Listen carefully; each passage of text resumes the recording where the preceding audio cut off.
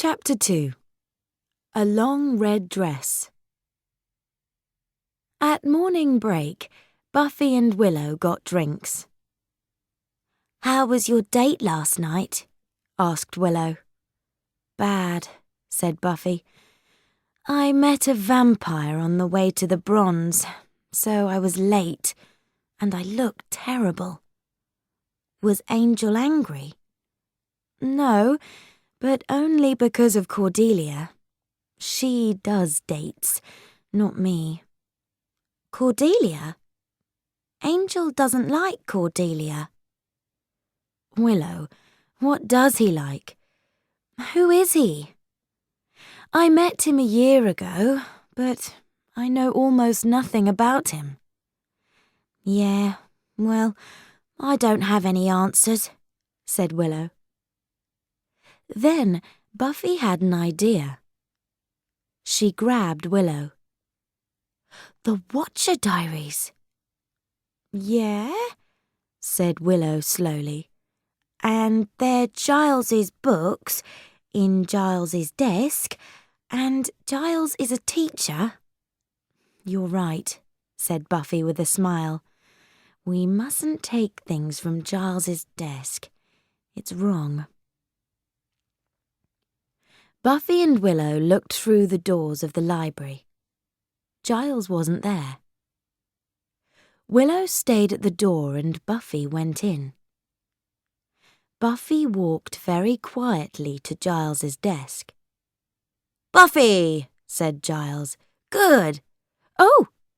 She turned in surprise. "Nothing. Hi." "What?" Giles looked at her. Was she a bit strange today? "Now, about tomorrow night. Halloween is always quiet. Maybe we can try some new kicks." "Giles," Buffy stopped him. "Don't you just have fun sometimes?" "I have lots of fun hobbies," said Giles, and opened a book. Buffy looked at the door, at Willow. Her eyes said, "Come in, get the Watcher Diaries. Giles isn't looking." Willow's mouth said, "No." Buffy's eyes said, "Now." Willow walked across the room behind Giles. "What hobbies?" asked Buffy. "Well," Giles started, sometimes I clean my books. I enjoy that." "One day, leave your books for an hour or two, Giles. There's a world out there. There's this cool place. You go in and sit down in the dark. There are pictures on the wall. They move. They tell a story." "Very funny. Ha ha," said Giles. Willow and the Watcher Diaries were back at the door. "Okay, Giles, I gotta go. Bye." She ran from the room. Buffy and Willow sat in the girls' room. They read the Watcher Diaries. "Wow," said Buffy. "Look at her." There was a picture of a beautiful woman in a long dress. "Who is she?" asked Willow. "It doesn't say, but look, it says 1775 here. Angel was 18 then." "She looks very rich," said Willow. Buffy thought about Angel in 1775.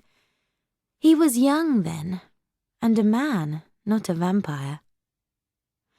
She knew him in the best part of his life, lucky woman, she said. "No," said Willow. "Life was terrible for women then." The girls' room door opened. "Well, Buffy, you left poor Angel alone last night." It was Cordelia. "He's so nice. But what's his story? I never see him around." "Not during the day," said Willow. Cordelia looked at Willow. He's a vampire. Didn't you know? A nice vampire? I don't believe you. You can't keep me away from Angel with stupid stories like that. Maybe you're the vampire slayer, Buffy, but I'm the man-slayer around here. It's so busy in here. You can't move, shouted Buffy to Willow. They were in Ethan's costume shop. Most of Sunnydale's children were there too. But it's better than Party Town, Willow shouted back. Ethan's was new. I've got a ghost costume. And I'm getting some soldier clothes and a gun, said Xander. Halloween isn't my... Buffy stopped. Hey, look at that. Willow and Xander followed Buffy to the back of the shop. There they saw a long red dress. It's the dress in the Watcher Diaries, said Buffy. From 1870-something. 1775, said Willow. She remembered these things. I want it, said Buffy quietly. Suddenly, there was a man next to them. It was Ethan Rayne, and this was his shop. Please, he said to Buffy. He took the dress and put it against her. Ah, beautiful. The dress changed Buffy from a pretty girl into a very beautiful woman. Wow, thought Buffy. Wow, said Willow and Xander together.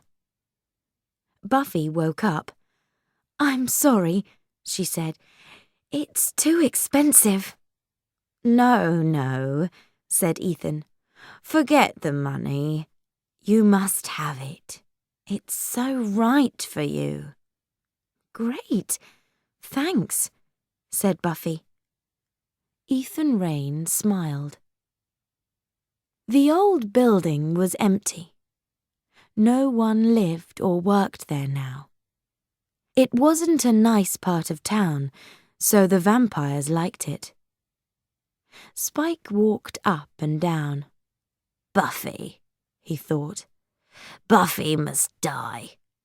Drusilla needs more blood, but that Slayer makes it so difficult. Spike, someone said quietly. He turned. His angry face was suddenly kind. It was Drusilla. Do you love me? She asked. Come here, my beautiful one, he said. He put his arms around her weak body. Buffy's going to die soon, my love, he said. Then you can drink all the blood in Sunnydale, and you can be strong again. Something is going to happen. I can see it. Buffy is going to be weak. What do you mean? Are there pictures in your head? Drusilla closed her eyes. Come on, my love. Talk to Spike, he said. What's going to happen to the Slayer? When? Tomorrow, answered Drusilla. But tomorrow is Halloween. Nothing happens on Halloween. This Halloween is different. Someone new is in town.